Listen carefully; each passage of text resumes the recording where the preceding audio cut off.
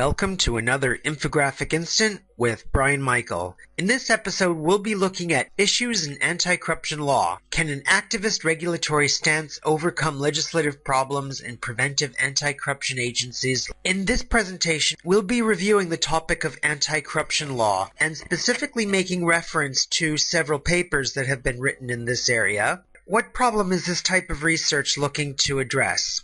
Many countries have set up preventative rather than what they call repressive anti-corruption agencies, particularly in the 2000s and 2010s. So we want to look at, well, what's the point of a preventative anti-corruption agency if they have no repressive powers, if they don't investigate, if they don't prosecute? Are they generally useless? In this presentation, we talk mostly about the Balkans because that's the area of greatest experimentation after these countries followed international advice to set up anti-corruption agencies, but we'll be discussing these types of agencies worldwide.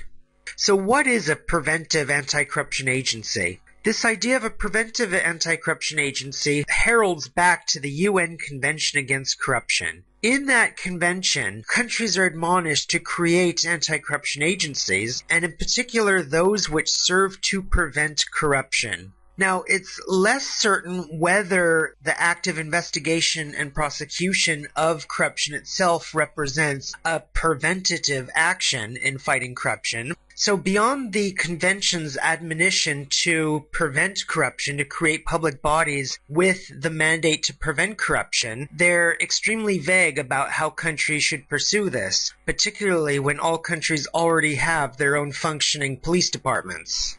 This idea of corruption prevention heralds back to Hong Kong in the 70s, and specifically its Independent Commission Against Corruption. In the 1990s and 2000s, several very famous consultants went around the world showing how Hong Kong's anti-corruption agency engaged in what is basically PR, public relations. They showed how they would give the population pamphlets and organize music videos and talks and encourage the population not to give bribes and government officials not to take bribes. Beyond those activities, we know much less about what preventive anti-corruption activities consist of.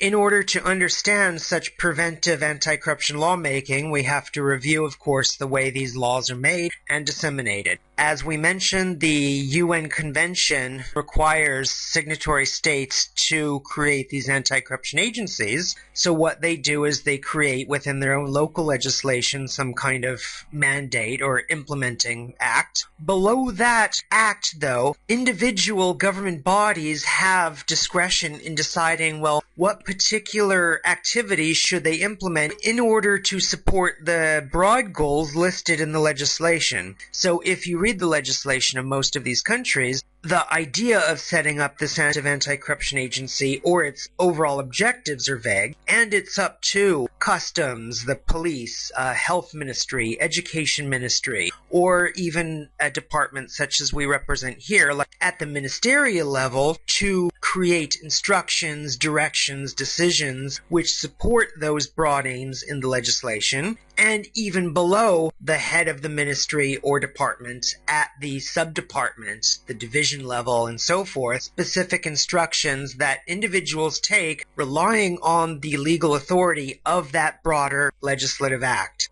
So then there's two levels of thinking about these preventive agencies. The first is, how do we design the act itself? How do we interpret the act? And second is, how do we write those agency-specific level regulations in a way to support the broad mandate of preventing corruption, whatever the word prevention means? Now, in our paper, we discuss the specific example of Montenegro's Directorate for Anti-Corruption Initiatives. This is a specific case study looking at a more general question. And in several other papers, such as you see in front of you, we tackle this very general question of how does a line manager or how does a minister in an executive agency take these very broad principles that are enshrined in legislation and put them into practice, especially such a broad concept as prevent. How does an executive agency interpret prevention? how far do its competencies go in assuring this abstract legal principle? And in Figure 5 from this particular paper about Montenegro, we show the outline of a draft regulation which, in the case of Montenegro's Preventive Anti-Corruption Agency, might be used as a way of supporting the broader government push toward preventing corruption. When we talk about preventive agencies, we usually talk about its mandate to collect and use information to try and carry out risk assessment. So most of you have probably seen these graphs where they show how many people in a population think different government agencies are corrupt. Of course, at the working level, there's much more refined data that an anti-corruption body like this can help other agencies collect, but that's just one example to show how data can help focus a government agency's activity. Let's not forget that particularly in the case of these preventive agencies, it's not the job of the anti-corruption agency itself to engage in reducing corruption, but it's the mandate of the minister or the head of the department or what have you that's directly responsible for fighting corruption. So the limits of the mandate of an agency like this is simply to advise. Legal drafting and rulemaking represent another key area for these preventive anti-corruption agencies, and that's specifically what our work is designed to focus on. We describe internal audit, performance appraisal, and particularly knowledge management. How can a preventive anti-corruption agency learn and improve on its own performance rather than just parking a bunch of deadbeat civil servants to work there rather than somewhere else, which is what is often happening in many jurisdictions.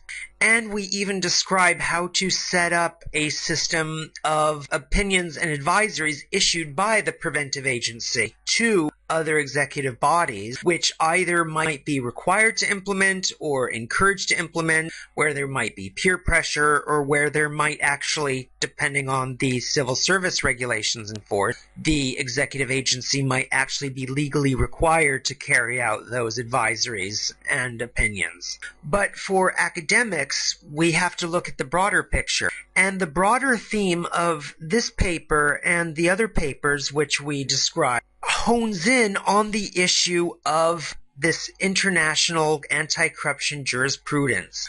Over the last 10-15 years, countries have started to develop their own ideas about how anti-corruption law should be. More than taking a comparative stance, rather than just saying, well, look, there's a bunch of countries, this is how they do it, they're all interesting and valid. Then what about that sub-legislative level? How do we think about the way that governments pass ministerial level regulation in order to support these broad laws?